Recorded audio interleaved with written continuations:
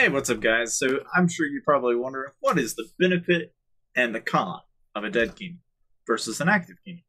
So, to get right into it, all right, when you talk about a dead kingdom, right, and these are kingdoms where you've got less than 20 or 30 guilds, these kingdoms are, well, for the most part, dead. Now, why is that a problem? Essentially, you'll find that in all kingdoms that there's occasionally a kingdom that is a little less active than others. The first thing that usually you'll notice right away, at least in a dead kingdom, is that the chat is hours. I mean, hours apart from any one message. And that really, for the most part, you'll probably have one guild that holds the fort and goes completely uncontested.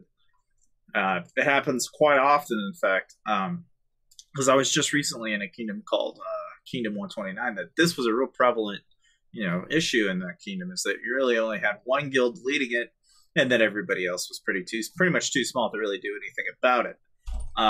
But of course, when you get into the topic of like what exactly makes a dead kingdom bad, it's really bad if you're starting a guild because you don't have really that many people to pull from.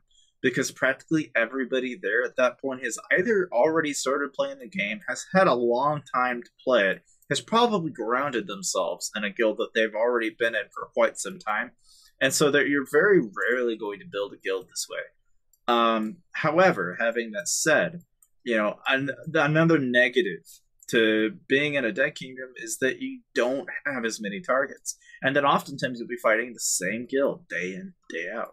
Now, that is a problem because if you're having to fight the same guild day in and day out, you're going to often find yourself in a situation where they begin to pick up on when you like to rally, when you begin to do rallies, and they begin to know what time of the day you're offline, because practically everybody is in the same kingdom and has the same exact, predictable time zone. Now, when you get all these people and you put them all in the same place, you get to know your guilds really well. And the issue with a small kingdom is that usually there's an unlimited number of people in an active kingdom. But in a dead kingdom, there's so few that it makes it incredibly difficult, unlike in active kingdoms, for a person to really hop from one guild to even raid. Now, here is some of the benefits of a dead kingdom, right? Some of the benefits of a dead kingdom is that it's pretty much the resource haven for any guild.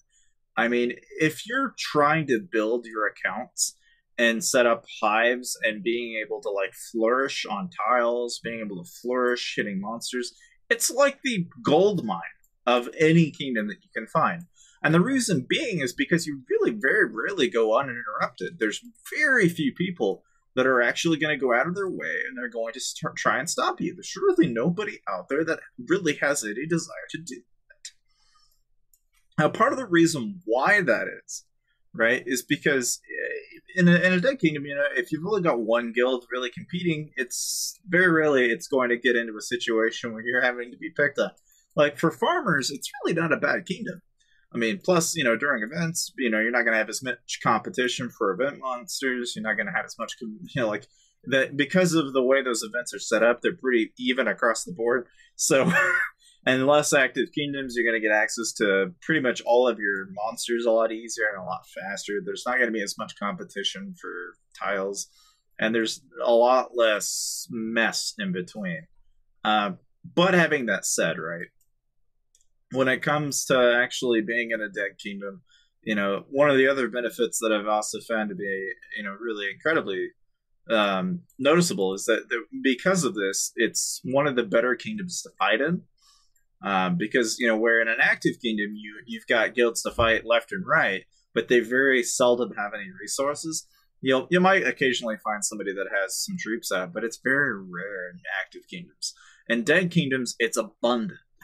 So finding somebody with a ton of troops is very common. In fact, even finding somebody with hundreds of millions of resources, but only being 120 million might not having a ton of troops in there is insanely common. And it's just because that there's no competition. There's nobody going out of their way to really stop them. So it really goes out of it's really just, it gets left behind.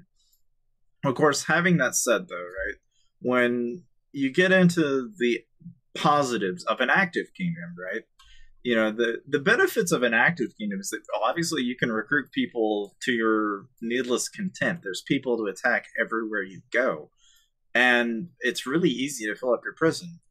But obviously, the one downside of that is that you're gonna have a hard time keeping a prison, but also that you're gonna have a hard time.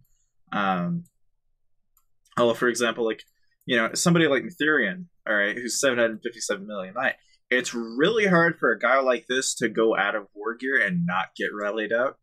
In fact, it's so incredibly common in active kingdoms that a person could be looking right next door and there's probably somebody getting rallied out because of how frequently people are out fighting each other. It's incredibly common. But obviously, where that's a negative, the also benefit of that is that you could also be the one doing it. But having that said, though, guys, I mean, when it comes to the benefits and negatives of a dead or active kingdom, preferably it's up to you.